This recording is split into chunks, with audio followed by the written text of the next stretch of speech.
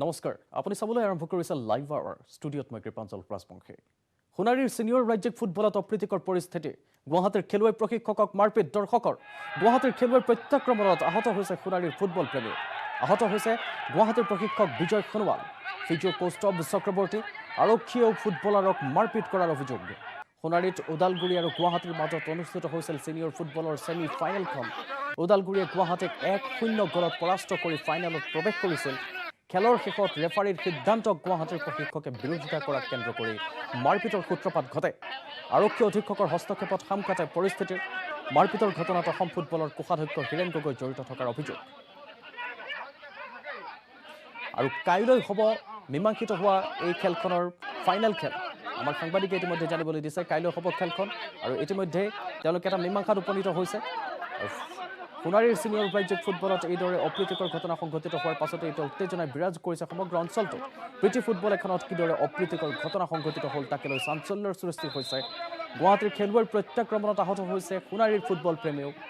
আহত হৈছে গুৱাহাটীৰ প্ৰশিক্ষক বিজয় সোণোৱাল ফিজিঅ' কৌস্তভ চক্ৰৱৰ্তী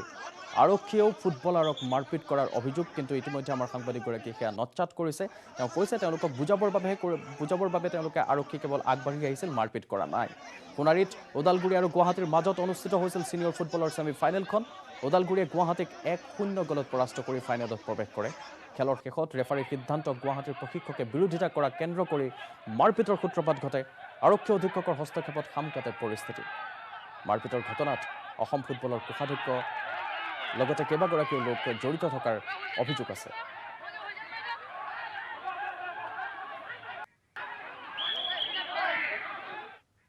বৰাকত অসমীয়া ভাষাৰ বেনাৰত ক'লা ৰং খনাৰ পিছতে ৰাজ্যজুৰি অব্যাহত আছে তীব্ৰ প্ৰতিক্ৰিয়া শিলচৰত অসমীয়া ভাষাক অপমান কৰাৰ প্ৰতিবাদত বীৰ লাচিত সেনাই মচি দিলে বাংলা ভাষাৰ ফলক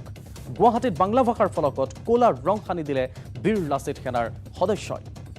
বৰাকত অসমীয়া ভাষাৰ বেনাৰত ক'লা ৰং খনাৰ পিছতে এতিয়া ৰাজ্যজুৰি অব্যাহত আছে তীব্ৰ প্ৰতিক্ৰিয়াৰ শিলচৰত অসমীয়া ভাষাক অপমান কৰাৰ প্ৰতিবাদত বীৰ লাচিত সেনাই মচি দিছে বাংলা ভাষাৰ ফলক গুৱাহাটীত বাংলা ভাষাৰ ফলকত ক'লা ৰং সানি দিছে বীৰ লাচিত সেনাৰ সদস্যই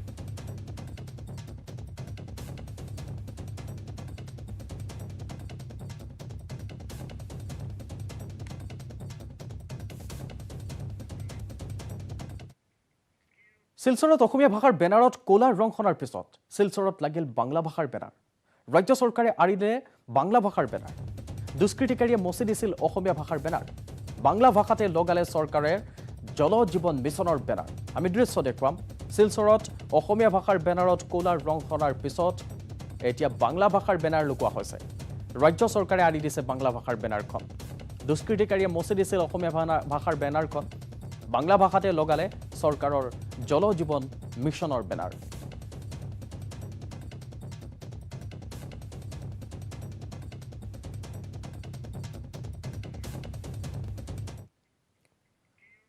জ্বলন্ত অঙঠাৰ ওপৰত মন্ত্ৰী অতুল বৰাৰ খোজ ডিফলো চাহ বাগিচাৰ উৰিয়া সমাজে আয়োজন কৰিছিল উষাখুতি পূজা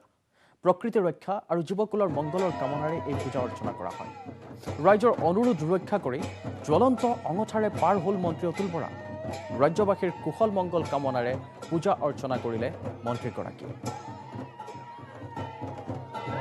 দৰে জ্বলন্ত অঙঠাৰ ওপৰেৰে মন্ত্ৰী অতুল বৰাই খোজ দিয়া দেখিবলৈ পোৱা গ'ল ডিফলো চাহ বাগিচাৰ উৰিয়া সমাজে আয়োজন কৰিছিল উষাখুতি পূজা প্ৰকৃতিৰ ৰক্ষা আৰু জীৱকুলৰ মংগলৰ কামনাৰে এই পূজা অৰ্চনা কৰা হয় ৰাইজৰ অনুৰোধ ৰক্ষা কৰি জ্বলন্ত অঙঠাৰে পাৰ হ'ল মন্ত্ৰী অতুল বৰা এই দৃশ্য দেখুৱাইছোঁ ৰাজ্যবাসীৰ কুশল মংগল কামনাও কৰিলে আৰু সেইবাবে তেওঁ পূজা অৰ্চনাও আগবঢ়ালে মন্ত্ৰীগৰাকীয়ে নিউজ 18ৰ দৰ্শকক এই এক্সক্লুচিভ দৃশ্য দেখুৱাইছোঁ মন্ত্ৰী অতুল বৰাই এইদৰে জ্বলন্ত অঙঠাৰে পাৰ হোৱা দেখিবলৈ পোৱা ৰাইজৰ অনুৰোধ ৰক্ষা কৰিছে আৰু বহু লোকবিশ্বাস আছে এই অঙঠাৰ ওপৰেৰে পাৰ হ'লে বহু অপায় অমংগল নাশ হয় সমাজৰ অপায় অমংগল নাশ হয় আৰু সকলোৱে এই অঙঠাৰে পাৰ হ'ব নোৱাৰে বুলিও লোকবিশ্বাস আছে কিন্তু মন্ত্ৰী অতুল বৰাক এই দুঃসাহসিক কাৰ্য কৰা দেখিবলৈ পোৱা গ'ল জ্বলন্ত অঙঠাৰ ওপৰেৰে মন্ত্ৰী অতুল বৰাই এইদৰে খোজকাঢ়ি পাৰ হোৱা দৃশ্যবন্দী হ'ল নিউজ 18ৰ কেমেৰাত ডিফলো চাহ বাগিচাত আয়োজিত উৰিয়া সমাজৰ উষা খুঁটি পূজাত এইদৰে তেওঁ ভাগ ল'ব।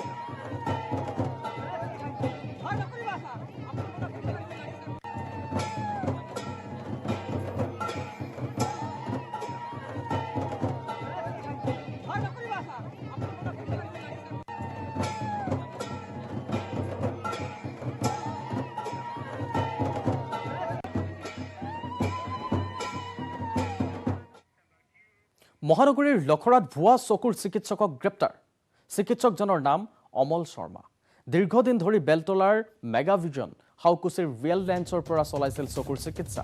ডাক্তৰ অভিজিৎ নেওগে দিয়া গোচৰ আৰু তথ্য প্ৰমাণৰ ভিত্তিত গড়চুক আৰক্ষীয়ে গ্ৰেপ্তাৰ কৰে ভুৱা চিকিৎসক অমল শৰ্মাক। চকুৰ বিভিন্ন চিকিৎসাৰ লগতে বিভিন্ন ধৰণৰ লেন্সৰ গ্লাছ প্ৰদান কৰি ৰোগীৰ জীৱনক লৈ হেতালি খেলি আহিছিল অমল শৰ্মাই। অমল শৰ্মাৰ বিৰুদ্ধে গড়চুক আৰক্ষী থানাত ৰুজু হৈছে গোচৰো। জনাইছো এক ডাঙৰ খবৰ, মহানগৰীৰ লখৰাত ভুৱা চকুৰ চিকিৎসকক গ্ৰেপ্তাৰ কৰা হৈছে। চিকিৎসকজনৰ নাম অমল শৰ্মা। দীৰ্ঘদিন ধৰি বেলতলাৰ মেগাভিজন হাউকুচিৰ ৰিয়েল লেন্সৰ পৰা চলাইছিল চকুৰ চিকিৎসা। ডাক্তৰ অভিজিৎ নেওগে গোচৰ আৰু তথ্য প্ৰমাণৰ ভিত্তিত তেওঁ এক তথ্য দিছিল আৰু সেই তথ্যৰ ভিত্তিতে গড়চুক আৰক্ষীয়ে গ্ৰেপ্তাৰ কৰিছে ভুৱা চিকিৎসক অমল শৰ্মাক। চকুৰ বিভিন্ন চিকিৎসাৰ লগতে বিভিন্ন ধৰণৰ লেন্সৰ গ্লাছ প্ৰদান কৰি ৰোগীৰ জীৱনক লৈ হেতালি খেলি আহিছিল এইজন অমল শৰ্মাই। অমল শৰ্মাৰ বিৰুদ্ধে গড়চুক আৰক্ষী থানাত ৰুজু হৈছে গোচৰ।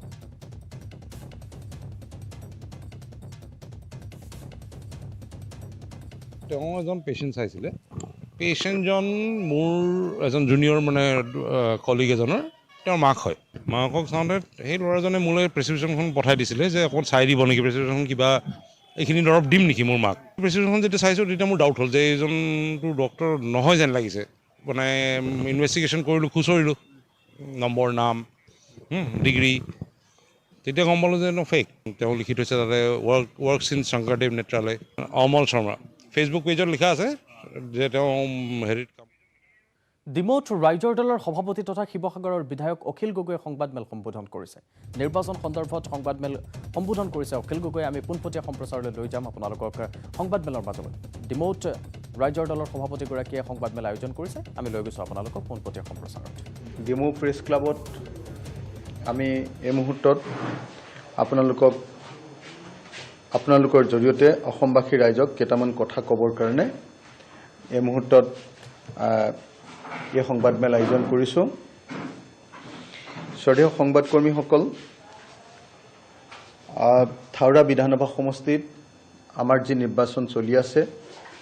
নিৰ্বাচনী প্ৰচাৰ চলি আছে, বিজেপি দলে আমাৰ কৰ্মীৰ ওপৰত সাংঘাতিক ধৰণৰ আক্ৰমণ আৰম্ভ কৰিছে। এই খবৰ অসমবাসী ৰাইজক জনাবৰ কাৰণে, এই খবৰ থাওৰাবাসী ৰাইজক জনাবৰ কাৰণে, এই খবৰ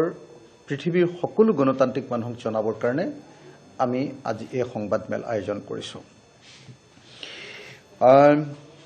কিমান মানুহক আক্ৰমণ কৰিছে এই সম্পৰ্কে আটাইবিলাক খবৰ অসমৰ মুখ্যমন্ত্ৰী হিমন্ত বিশ্ব শৰ্মা ডাঙৰীয়াক আমি ইতিমধ্যে জনাইছোঁ। মই আপোনালোকক জনাব খোজোঁ, হিমন্ত বিশ্ব শৰ্মা ডাঙৰীয়াক এতিয়ালৈকে মই এই সন্দৰ্ভত অতি কমেও ছবাৰ এই সন্দৰ্ভত মই আপত্তি জনাইছোঁ যে থাওৰা বিধানসভা সমষ্টিত বিজেপিৰ নেতাসকলে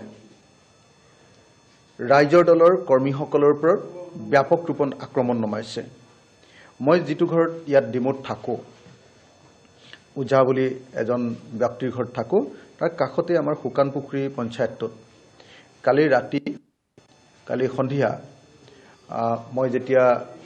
প্ৰচাৰ অভিযান চলাই ঘূৰি আহিছোঁ, সেই সময়খিনিত শুকান পুখুৰীত আমাৰ যিটো নিৰ্বাচনী কাৰ্যালয় আছে কালি খোলা হৈছিলে। সেই নিৰ্বাচনী কাৰ্যালয়টোৰ যিজন তত্ত্বাৱধায়ক হবিবুল ৰহমান, তেওঁক কালি বিজেপি কৰ্মীয়ে আক্ৰমণ কৰি আহত কৰিছে, মাৰপিট কৰি আহত কৰিছে। আজি পুৱা 7:30 চুমনিগাঁও নাওজান তিনিআলিত শ্ৰী প্ৰফুল্ল পেগুৱে ৰাইজৰ দলৰ স্থায়ী কাৰ্যালয়লৈ আহি, নাওজান তিনিআলিত থকা আমাৰ কাৰ্যালয়লৈ আহি মণ্টু কাৰ্ডং নামৰ আমাৰ যিজন নেতা স্থানীয় নেতা তেওঁৰ মণ্টু কাৰ্ডঙক প্ৰাণে মৰাৰ ভাবুকি দিছে আৰু আজিৰ ভিতৰত যদি গাঁওখন এৰি নাযায় তেতিয়াহ'লে মণ্টু কাৰ্ডঙক যিকোনো মুহূৰ্ততে হত্যা কৰাৰ ভাবুকি দিয়া হৈছে চুমনি গাঁৱত মই আকৌ এবাৰ কৰিছোঁ এই ঘটনাটো ঘটিছে চুমনি গাঁৱত নাওজান তিনিআলিত চুমনি নাওজান তিনিআলিত এই ঘটনাটো সংঘটিত হৈছে বিশেষভাৱে TMPKৰ নেতৃত্বত মিচিং অঞ্চলবিলাকত আমাৰ কৰ্মীবিলাকৰ ওপৰত যথেষ্ট পৰিমাণৰ অত্যাচাৰ চলোৱা হৈছে আমাৰ কৰ্মীৰ গাড়ীৰ ওপৰত আক্ৰমণ কৰা হৈছে আমাৰ কৰ্মীক শাৰীৰিকভাৱে মাৰপিট কৰা হৈছে আৰু আমাৰ কৰ্মীক গাঁও এৰি পলাই যাবৰ কাৰণে ধমকি দিয়া হৈছে আৰু যদিহে গাঁও এৰি নাযায় তেতিয়াহ'লে হত্যাৰ ভাবুকি দিয়া হৈছে এই আটাইবিলাক কথা মই শিৱসাগৰৰ তত্ত্বাৱধায়ক মন্ত্ৰী ডাক্তৰ ৰণোজ পেগুক জনাই আছোঁ এই আটাইবিলাক কথা মই TMPKৰ জেনেৰেল ছেক্ৰেটাৰী কেন্দ্ৰীয় জেনেৰেল ছেক্ৰেটাৰী ত্ৰিলক দলেক জনাই আছোঁ এই আটাইবিলাক কথা মই মন্ত্ৰী পীযুষ হাজৰিকাক জনাই আছোঁ আৰু এই আটাইবিলাক কথা মই মুখ্যমন্ত্ৰী হিমন্ত বিশ্ব শৰ্মাকো অৱগত কৰি আছোঁ আপোনালোকক সেইকাৰণে খুব স্পষ্টকৈ অসমবাসী ৰাইজক জনাব খুজিছোঁ যে বিজেপিয়ে থাউৰা বিধানসভা সমষ্টিত কেৱল টকা পোৱা নাই বিজেপিয়ে থাউৰা বিধানসভা সমষ্টিত সম্পূৰ্ণৰূপে গুণ্ডাগিৰি কৰিছে বিজেপিয়ে আমাৰ কৰ্মীৰ ওপৰত আক্ৰমণ কৰিছে মাৰপিট কৰিছে আমাৰ কৰ্মীৰ গাড়ী ভাঙি দিছে আৰু আমাৰ কাৰ্যালয়ৰ ওপৰত আক্ৰমণ কৰিছে আমাৰ দুটাকৈ কাৰ্যালয় ভাঙি দিয়া হৈছে আপোনালোকে জানে নাঙলমৰাত এটা কাৰ্যালয় আৰু ৰজাবাৰী পঞ্চায়তত এটা কাৰ্যালয় দুটা নঙলামৰা পঞ্চায়তত এটা কাৰ্যালয় আৰু ৰজাবাৰী পঞ্চায়তত এটা কাৰ্যালয় দুটা কাৰ্যালয় ইতিমধ্যে ভাঙি দিয়া হৈছে ৰাইজে আকৌ পুনৰ নিৰ্মাণ কৰি লৈছে কিন্তু দুটা আমাৰ নিৰ্বাচনী কাৰ্যালয় ভাঙি দিয়া হৈছে এই কথাকেইটা আমি জনাই ল'লোঁ আমি এই কথাবিলাকৰ এতিয়ালৈকে দুখন এজাহাৰো দিছোঁ কিন্তু আশ্চৰ্যজনকভাৱে পুলিচে ইয়াৰ ওপৰত কোনো একশ্যন লোৱা নাই পুলিচ আমাৰ ডিমৌ থানাত পুলিচে এই মুহূৰ্তলৈকে সম্পূৰ্ণৰূপে এই মুহূৰ্তলৈকে বিজেপিৰ পক্ষ গ্ৰহণ কৰিছে সেইকাৰণে এই মুহূৰ্তত নিৰ্বাচন আয়োগক আমি জনাব খোজোঁ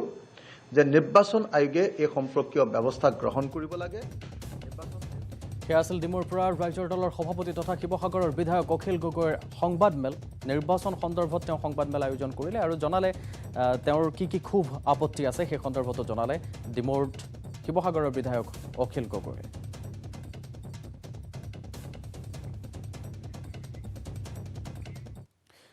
পুনেলৈ ৰাওনা অসমৰ কুংফু দল 27 অক্টোবৰৰ পৰা পুনেত অনুষ্ঠিত হ'ব ৰাষ্ট্ৰীয় কুংফু স্কুল গেমছ প্ৰতিযোগিতা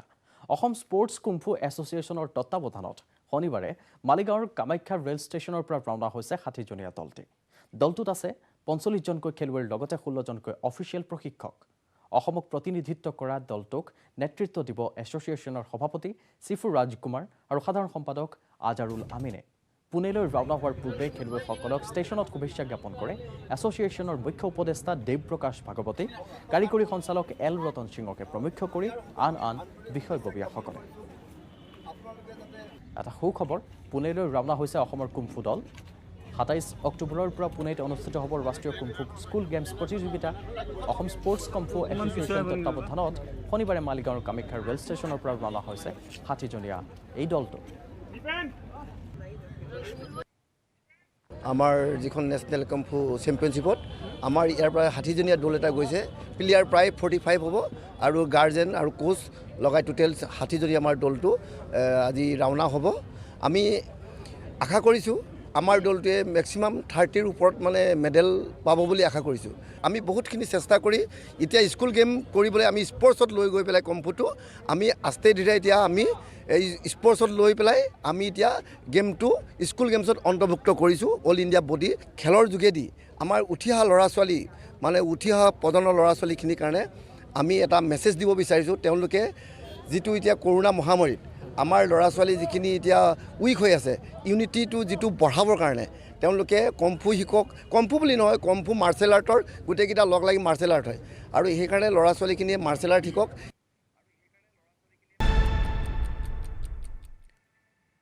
লাইভ আৱাৰত কৰোনাৰ শেহতীয়া খবৰ অসমত ক্ৰমাৎ বৃদ্ধি হৈছে কৰোনা আক্ৰান্তৰ সংখ্যা শনিবাৰে পুনৰ 324 জন কৰোনাত আক্ৰান্ত হৈছে কামৰূপ মহানগৰত আক্ৰান্ত হৈছে 88 জন বিগত 24 ঘণ্টাত মৃত্যু হৈছে 3 জন কৰোনা আক্ৰান্তৰ 24 ঘণ্টাত আৰোগ্যৰ হাৰ 98.37%। দুৰ্গা পূজাৰ পিছৰে পৰা ক্ৰমাৎ বৃদ্ধি হৈছে কৰোনাৰ সংক্ৰমণ পুনৰবাৰ জনাম অসমত কৰোনাৰ পৰিমাণ বৃদ্ধি হৈছে শনিবাৰে পুনৰ 324 জন কৰোনাত আক্ৰান্ত হৈছে কামৰূপ মহানগৰতে আক্ৰান্ত হৈছে 88 জন বিগত 24 ঘণ্টাত মৃত্যু হৈছে 3 জন কৰোনা আক্ৰান্তৰ 24 ঘণ্টাত আৰোগ্যৰ হাৰ 98.37%। দুৰ্গা পূজাৰ পিছৰে পৰা ক্ৰমাৎ বৃদ্ধি পাইছে কৰোনাৰ সংক্ৰমণ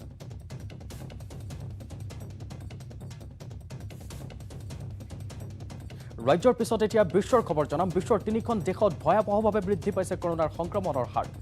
ৰাছিয়া চীন ইউক্ৰেইনত কৰোনাই লৈছে ভয়াৱহ ৰূপ ৰাছিয়াত এদিনত 1075 জনৰ লোকৰ কৰোনাত মৃত্যু হৈছে শনিবাৰে মৃত্যুৰ সংখ্যাৰ ক্ষেত্ৰত ৰেকৰ্ড ভংগ কৰিছে ৰাছিয়াত এদিনতে 3767 জন কৰোনাত আক্ৰান্ত হৈছে কৰোনাত সংক্ৰমণৰ বৃদ্ধিৰ বাবে চীনে বাতিল কৰিছে সকলো বিমানৰ উৰণ দেশখনৰ ৰাষ্ট্ৰীয় আন্তঃৰাষ্ট্ৰীয় বিমানৰ উৰণ বাতিল কৰা হৈছে লগতে দেশখনৰ সকলো শিক্ষানুষ্ঠান বন্ধৰ ঘোষণা কৰা হৈছে ইউক্ৰেইনতো এদিনত 23785 জনৰ দেহত কৰোনাৰ অৱস্থিতি জানিব পৰা গৈছে দেশখনত এতিয়ালৈকে 614ৰো অধিক লোকে কৰোনাত আক্ৰান্ত হৈ মৃত্যু সাৱটি লৈছে এয়া বিশ্বৰ খবৰ বিশ্বৰ 3খন দেশত ভয়াৱহভাৱে বৃদ্ধি পাইছে কৰোনাৰ সংক্ৰমণ সেইকেইখন হৈছে ৰাছিয়া চীন আৰু ইউক্ৰেইন